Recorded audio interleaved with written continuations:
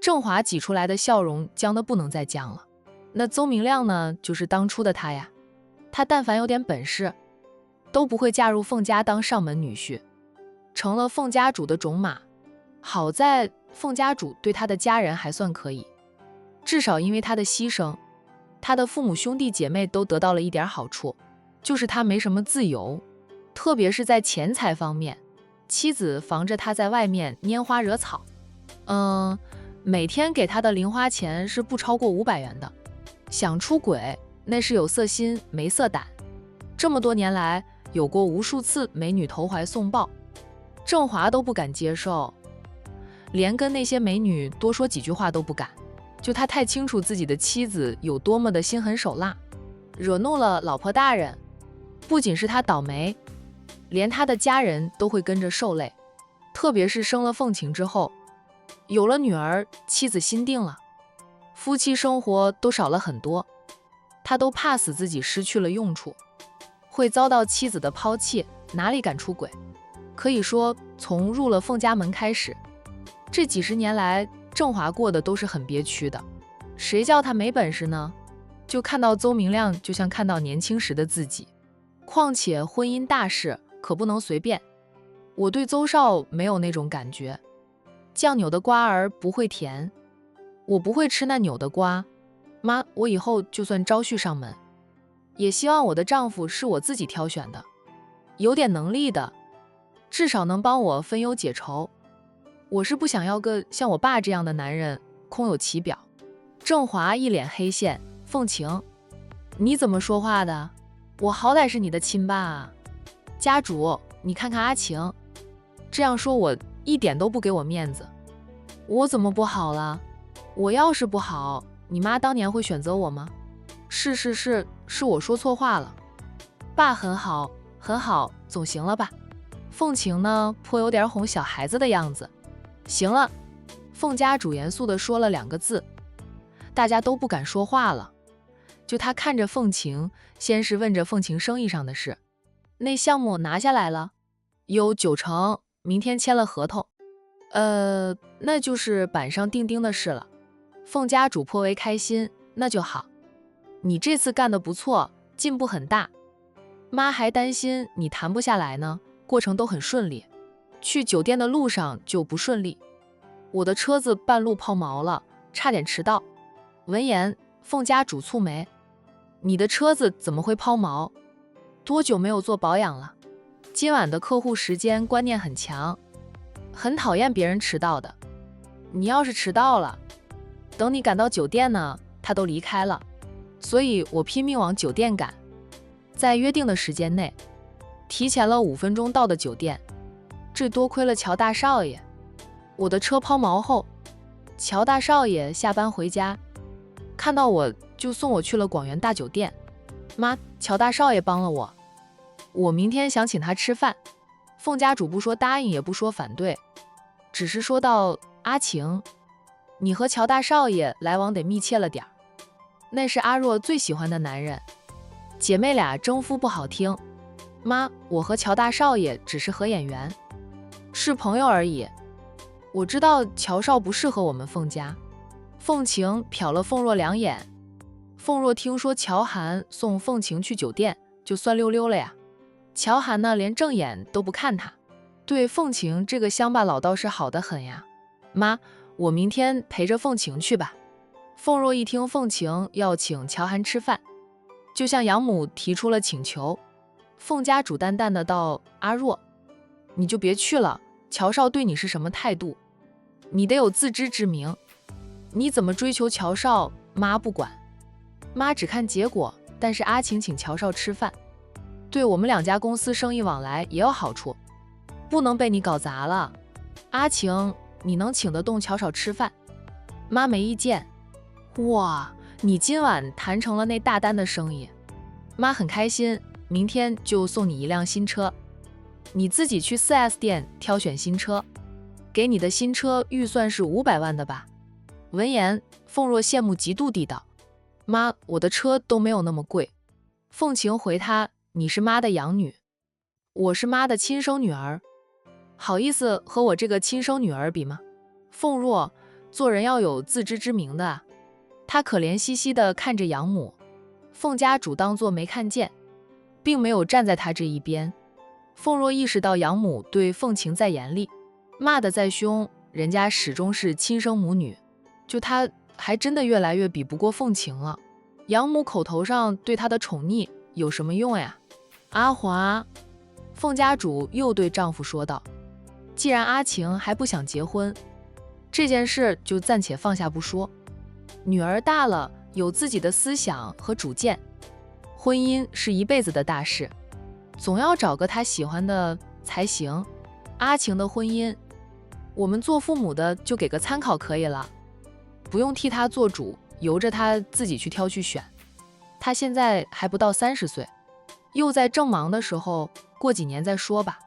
等到女儿完全掌控了凤氏家族后，就再考虑娶个老公上门，管家送邹少出去。凤家主说这些话的时候，看都不看邹明亮，分明就是看不上他。邹明亮心里窝火，面上不显，也不敢反抗凤家主。江城的人都知道，在凤家是女人当家的，凤家主的威严，凤家的人都不能挑战，更不要说他小门小户出来的二世祖了。邹明亮起身笑着和大家说再见，然后深深地看了凤晴一眼，便跟着管家出去了。那送走邹明亮后呢，凤家主起身对凤晴说道，阿晴，你跟妈上楼去，妈有些话要问问你。凤晴应了一声，站起来跟着母亲上楼去。那母女俩一走，凤若就坐到了养父的身边，不依地挽住郑华的手臂，撒娇地道，爸，我想陪着凤晴去请乔少吃饭，你帮我在妈面前说几句好话吗？妈是越来越偏心了，只有爸对我还是一如以往的好。郑华疼爱凤若是真的，凤家主对凤若也很疼爱，但他工作忙，陪伴孩子的时间很少。在不知道凤若被调包之前，凤若就是他们夫妻俩唯一的女儿，是凤家的继承人。郑华对唯一的女儿那是疼之入骨，还经常带着凤若和他的家人见面，培养感情，想着女儿上位后，看在他这个当爸的份上，能给他家里人更多的好处，那也能让他的家族跟着扬眉吐气。女儿不跟他姓郑，但身上流着他们郑家的血呀。妻子是给了他家人好处，但他的家人碍于妻子的威严，在外面都是夹着尾巴做人，低调得很，在妻子面前更是低声下气，比佣人还要像佣人。这些都让郑华内心不满，唯有将所有希望寄托在女儿的身上。阿若，你妈说过的话，爸也没有办法改变，你去找你妈说，爸真的没办法。你没听凤晴说，我是你妈娶进门的男人，娶进门的男人有什么家庭地位？爸，郑华无奈的道，阿若，爸是真的没有办法，爸在家里是什么地位你也知道的。凤若嘟着嘴，知道父亲说的是实话，就在凤家，他这个养父没有话事权。2楼的书房里，凤家主已经坐在了书桌前，等凤晴进来，他说道，房门关上反锁。凤晴照做了。车子抛锚是怎么回事呢？这凤家主问着被人动了手脚。凤家主往后靠在椅子上，问着女儿可有怀疑的对象，除了我爸和我的兄嫂们，以及你最疼爱的凤若，我想不到其他人了。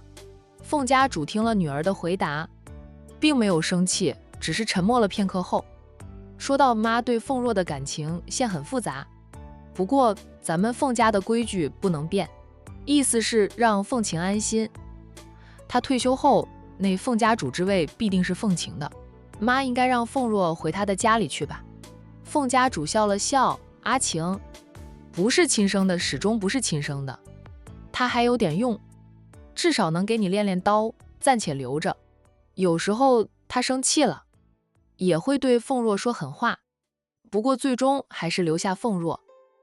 亲生女儿不能一帆风顺，那样这连守城之主都做不到，就他还指望着女儿比他更优秀更厉害呢。至少目前来看，凤晴是很有生意头脑的一个人，行事冷静稳重，就是他理想中的接班人。有时候他会想，如果20几年前女儿没有被调换，凤晴打小被他当成接班人来培养，如今凤晴肯定能当家了，他也能退下来过上退休的轻松日子，坐在家主的这个位置上，能得到很多，却也失去很多。可能是年纪大了吧已。凤家主最近老是想起父母和姐妹俩们，特别是他的长姐，他是长姐带大的，长姐也是最疼他，小妹和他这个二姐也是最亲近。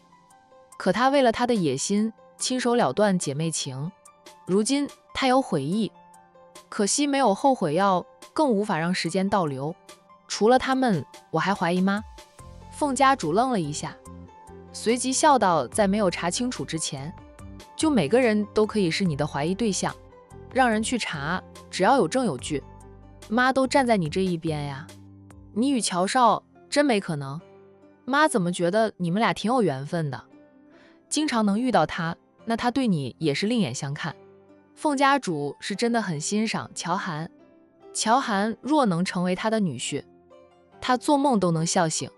妈，我和乔少就是朋友，乔少亲口和我说过不要喜欢他，他不可能接受我。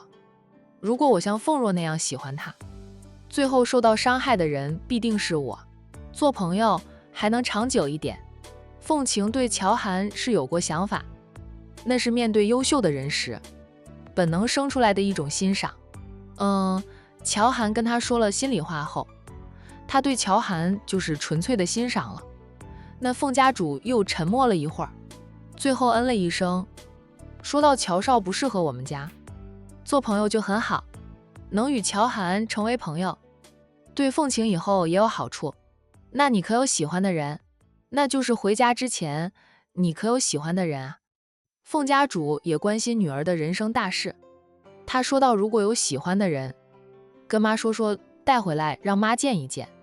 若是人品可以的，妈不会反对，家庭情况太好的，人家不会给我们当上门女婿，太差的，在结婚时给男方一大笔彩礼，买断了以后的来往，那样也不用担心被拖着吸血。你爷爷奶奶家里条件就是太差了，就这么多年来，妈也帮扶了他们很多。我们凤家是有钱，但也不能当他们的吸血鬼。总之，你以后选择丈夫，太优秀的不行，太差的也不行，就挑个中等的。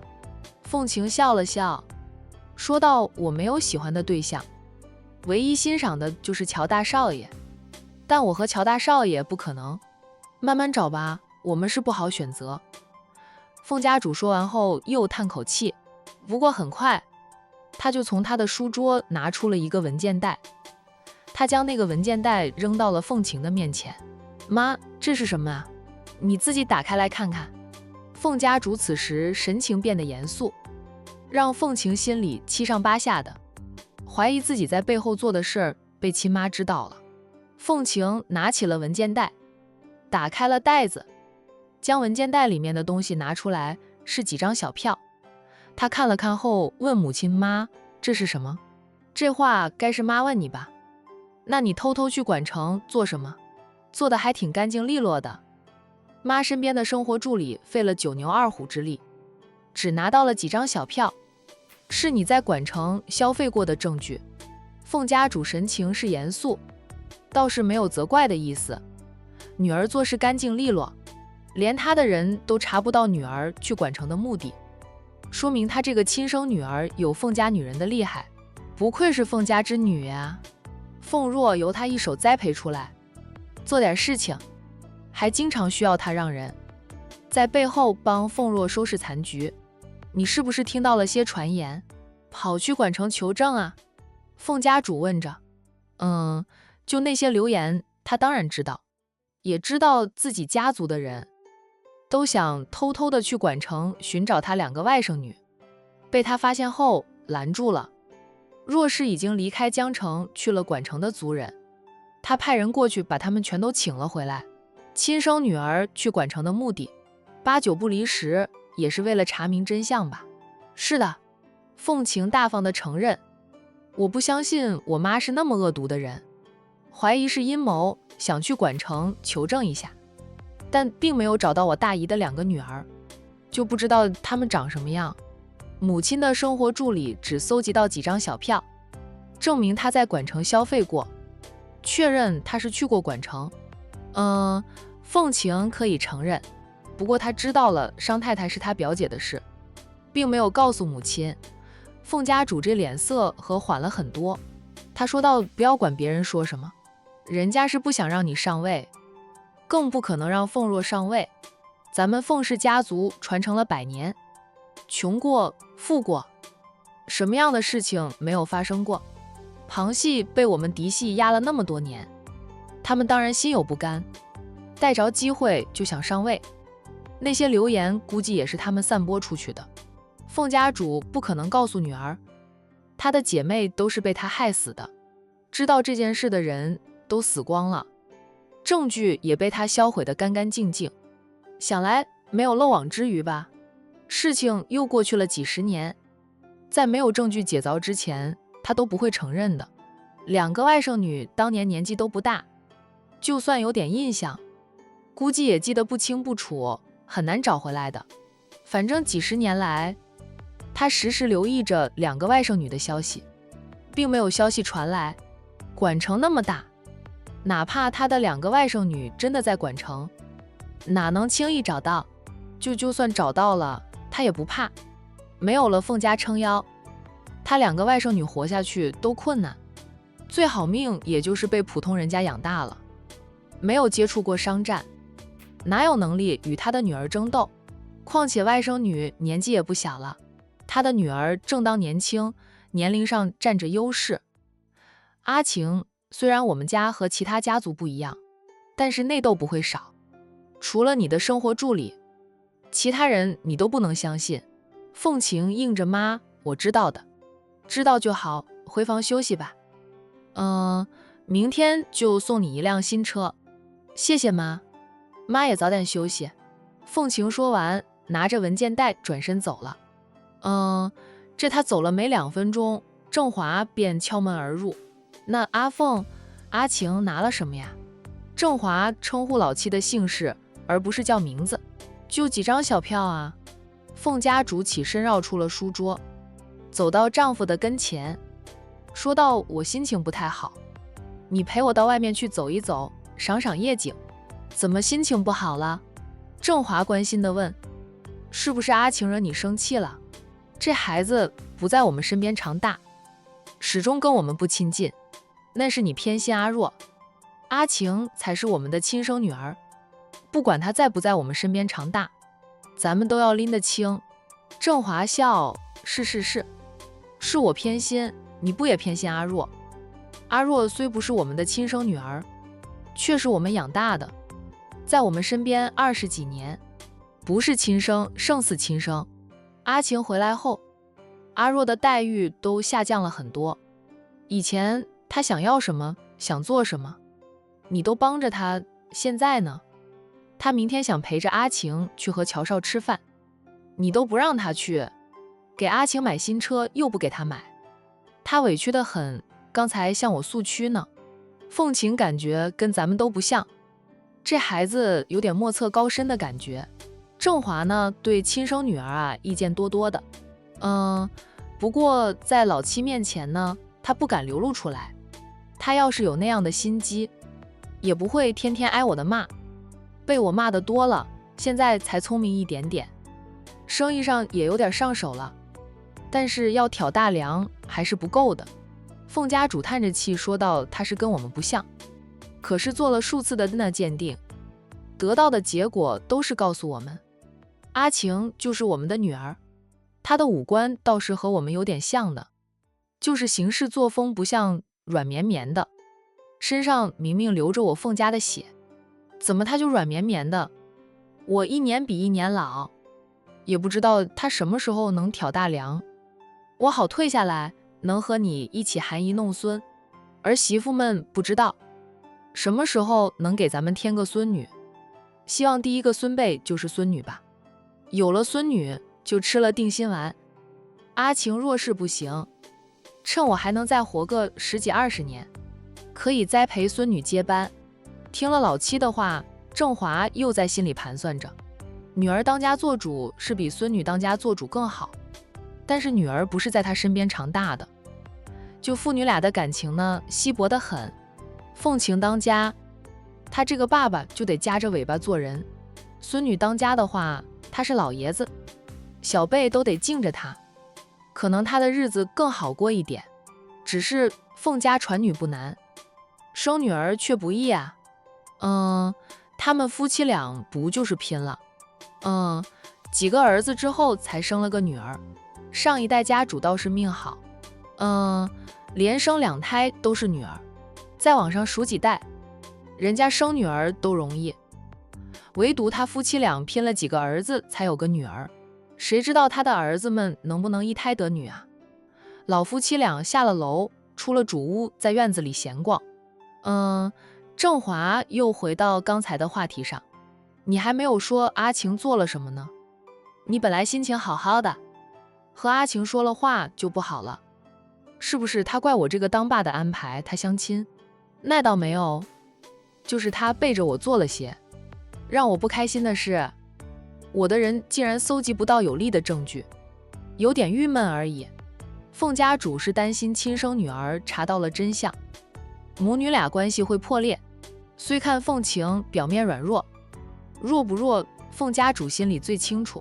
而且凤晴3观很正，那若是凤晴有本事查到了真相，是会跟他这个亲妈翻脸，也不会接管凤家的。有时候那凤家主想，他会在晚年遭遇到继承人问题，是他年轻时干了太多坏事的报应。亲生女儿3观正，正义感十足，说不定他以后就栽在亲生女儿手里呢。阿晴有这么厉害啊？我觉得不能，他那软绵绵的样子，怎么可能有这种本事？想来是方先生的功劳。方先生是你们家族训练出来的，各方面都很突出。像你身边的生活助理，我看到他都心悸。老七身边最厉害的人也是生活助理，就老七信任对方比信任他这个丈夫要多。都劝过你，不要太快将方先生安排到阿晴身边。他在乡下长大，没胆识，没眼光，以前从来没有接触过生意，你一下子就什么都交给他，哪成呀？他要是驾驭不了方先生，万一被方先生反仆为主呢？在郑华的眼里，家主身边的生活助理就是最高级的家仆。阿若是咱们养大的，你在阿若身上倾注了那么多的心血，那也不见你将方先生交给阿若。要是方先生早早跟着凤若，肯定不会让凤晴越来越强大的。凤家主叹着气说道，我老了，撑不了多少年啊，总要安排妥当的。阿若终究不是我们的亲生女儿，凤家的百年家规不能改变。郑华撇撇嘴，换了个话题，哄着老七开心。凤晴不知道父母在聊什么，她回到自己的房间，便用手机发了信息给方先生，告诉方先生他母亲知道他去了管城的事。方先生很快回复他呢，小姐对不起啊，我办事不力。凤晴回复他，我妈身边的生活助理出手，会被他查到一点也是正常的事，你无需自责，也只是一些小票，证明我在管城消费过而已，这样的结果已经很好了。方先生还是自责不已，他告诉凤晴，小姐我办事不力，哎呀，你扣我这个月的工资加奖金吧。了解方先生的性格，凤晴应他这个月你的奖金全部扣掉，工资就不扣了。那你还得生活，总不能让我养着你吧。方先生盯着凤晴回复的那条信息看了良久，才回复凤晴，我接受小姐的惩罚，他不想小姐养他，但他想成为小姐的依靠，最给力的依靠。那经过这件事情，方先生意识到自己过往有点过于自信了，在家主的得力干将面前，他还是嫩了一点呢，一夜再无话。隔天，管城山顶别墅，战印边整理着自己的衣衫，边下楼。大哥，战一阳自沙发上站起来，看着大哥从楼上下来，脸上堆起了笑，问着战印：“大嫂还没有起来？”“还早呢，让她多睡会儿。彤彤还是睡，是睡好过吐得一塌糊涂，都是怀孕。”沈小军妊娠反应很轻，几乎可以忽略不看。他家彤彤每天早上起来都会吐得一塌糊涂，连黄疸水都吐出来了，饭后有时候也会吐。海彤胃口好，能吃，但是吐的次数多了。他现在有点怕吐，这2天他就吃的少了。战印担心爱妻会饿坏啊，每天海彤吃的早餐都是他亲自下厨准备的，他想吃什么提前1晚和他说，就他第2天一早就起来给他准备。就他辛苦为他孕育孩子，他不能为他分担孕育之苦，只能在生活上照顾好他。你这么早过来，有事啊？底下的堂弟们是很敬重他这个长兄，不过私底下最熟悉的还是战一晨和战浩宇，可能是年纪相近的原因吧。过来看看奶奶。战一阳笑着，也有点事情想问问奶奶。是与他未来那一半有关的。目睹过三哥逃避，最后还是得去江城追妻。战一阳和老五很认命，就在奶奶交给他们另一半的相片后，战一阳就再不情愿也没有想过反抗。让他意外的是，他最近老是做梦，做的梦离奇古怪，都是和一个陌生的女人有关。那个女人并非奶奶帮他选定的妻子人选。战一阳被那个梦境折磨了几天，忍不住过来见一见奶奶。战一恩着，奶奶现在应该在后院练着太极，你去后院找找看，我先给你大嫂准备早餐，你要留下来吃早餐吗？战一阳笑着，大哥亲自下厨，我就厚着脸皮留下来蹭吃的。用奶奶的话说，他们很难吃到大哥做的饭菜，也就是奶奶敢要求大哥下厨做饭，他们可没有这样的胆量呀。有了大嫂后，大哥反而成了厨房里的常客，他们就是托大嫂的福。若是大家都回悠悠山庄，只要大嫂说一声想吃什么，大哥立即去准备，极力的满足大嫂。大哥说让大嫂活成所有女人羡慕的对象，说到做到。战印进了厨房，战一阳站在原地，静默了2分钟后，才走出主屋，去了后院寻找老太太的身影。老人家还真的在后院呢，不是在练大击拳，而是放了个音响，自己在跳广场舞。他是很讨厌广场舞的。成年后，他出到社会，靠着自己的本事赚到的第1桶金，就在某小区买了一套房，想着住在那里离公司近，方便上下班。结果小区里的那些大妈早晚都在跳广场舞，那音响震天响，吵死人了。小区里的其他人也跟那些大妈讲过道理，没用，用极端的方法，例如突然淋那些大妈一身水，或者砸鸡蛋什么的，却是惹骂战，不能解决问题。跳广场舞的大妈甚至会霸占球场，跟孩子们抢地方。他后来受不了那样的吵闹，转卖了那套房子，跑去买别墅了，远离了不讲理的大妈们，才能耳根清净啊。就别墅区管理的也好很多。此刻看到他们最敬爱的奶奶居然也在跳广场舞，站一场就一脸无语的样子。好在奶奶只是在后院跳，音响也不算大声，兄嫂在屋里是听不见的，就不会打扰到别人。察觉到有人看着他，老太太停止了跳舞，扭头看见是老四，他便去关掉了音响。一阳这么早就来看奶奶了。对于战一阳的到来，老太太似乎一点都不例外。战一阳走近前来，笑着想奶奶了，就早点过来看奶奶吧。奶奶，你怎么跳起广场舞来了？看到别人跳，学了学，就在后院跳一跳。当锻炼身子，声音不大，不会吵到任何人的。你大哥家里足够大。老太太说着，走到不远处的一张秋千椅上坐下来。战一阳很识趣地走过去，站在奶奶的背后，帮奶奶推动着秋千椅，力道不算大。说吧，大清早跑来找奶奶有什么事啊？就是想奶奶了。你们是奶奶如同洪水猛兽，躲都来不及，不会主动贴上来的。在奶奶面前不用装，你们都是奶奶看着长大的。尾巴一翘就知道你们要上大号小号。战一阳也没什么事，就是最近老做梦，还都是同一个梦。在梦里我跟一个陌生女人纠缠不清，她不是奶奶给我找的那个女孩子。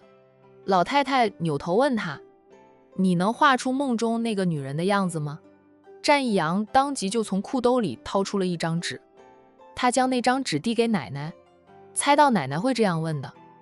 我来之前就凭着梦中的记忆画出来了。老太太接过了他递来的那张纸，展开一看，他用铅笔画了一个陌生女子。画得不错，像真的一样。你的丹青造诣又深一层。老太太夸赞着孙子的画工好。战一阳的俊脸抽了抽。老太太看完了画之后，将那幅小画还给了战一阳。奶奶。老太太抬手示意他不用说，她说到是你做梦，是你有疑问，就该是你去了解清楚原因。问奶奶有什么用？奶奶又不是神仙，什么都知道。战一阳苦着俊脸说道，可是奶奶帮我挑好了媳妇的人选，相片都交给我了，我随时都会去追妻。偏偏奶奶给我选的人，与我梦中纠缠的女人不是同一个人。咱们战家的男人不离婚，也不会养情妇，我可不想成为战家第一个对不起妻子的男人。老太太还是那副与我无关的态度。她老人家说了，这是你的事，你去了解清楚，找出问题所在。你会做梦，是因为奶奶给你选好了媳妇人选，那你就去找她去。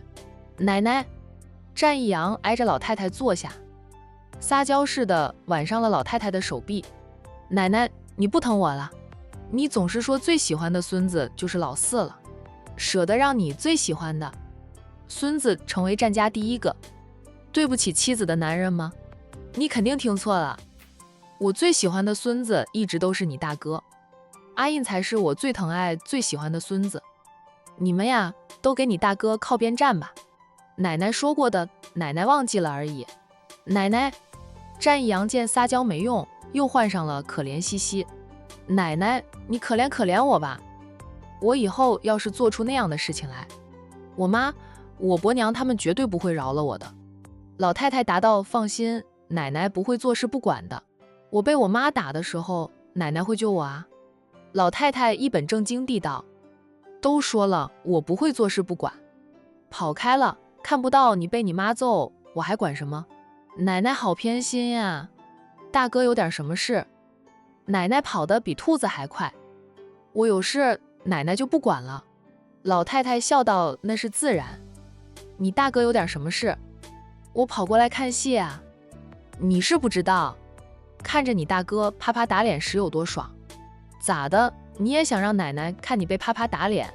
她在心里腹诽着，奶奶看他们兄弟几个的笑话看得还少吗？别人家的奶奶在孙子有事时都是紧张兮兮，心疼的要命，他们的奶奶只会看戏，有时候还落井下石。亲奶奶呀，奶奶，你能帮我换一个老婆吗？可以啊，前提是你得有个老婆，你现在一只公，连个女朋友都没有，奶奶就算有通天本事也无法帮你换一个老婆呀。